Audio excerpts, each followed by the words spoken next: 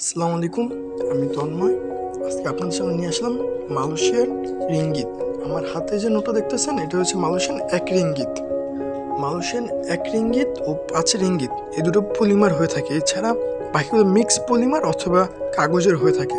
মালয়েশিয়ায় সচরাচর যে নোটগুলো চলে সেগুলো হচ্ছে 1 রিঙ্গিত, 5 রিঙ্গিত, 10 রিঙ্গিত, 20 রিঙ্গিত আরও ইত্যাদি। তবে আমার হাতে যে 2 রিঙ্গিতটা দেখতেছেন সচরাচর এটা কেউ দেখেনি, কারণ এটা বেশি ব্যবহার করা হয় না ওই দেশে। এটা খুবই আগের একটা নোট। মালয়েশিয়ার টাকা কিন্তু বাংলাদেশের টাকার তুলনায় প্রচুর দামি। তাদের 1 টাকা বাংলাদেশে পড়ে 28 থেকে 30 অথবা 32 টাকার মতো চলে যায়। আমার এখানে যে নোটগুলো দেখতেছেন 10 টাকা, 10 রিঙ্গিত, পরে 2 রিঙ্গিত, 1 রিঙ্গিত, এগুলোকে আমি যদি হিসাব করি তাহলে 400 বা 450, 500 এরকম চলে যাবে এই টাকাগুলো।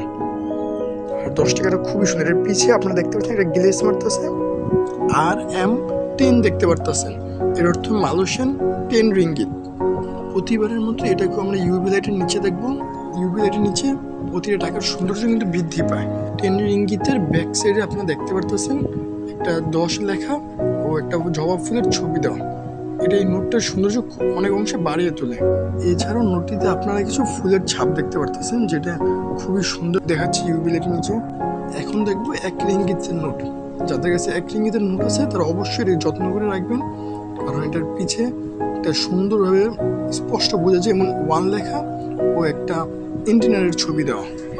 যে জিনিসটা এই নোটের সৌন্দর্য অনেক অংশে বৃদ্ধি করে তোলে।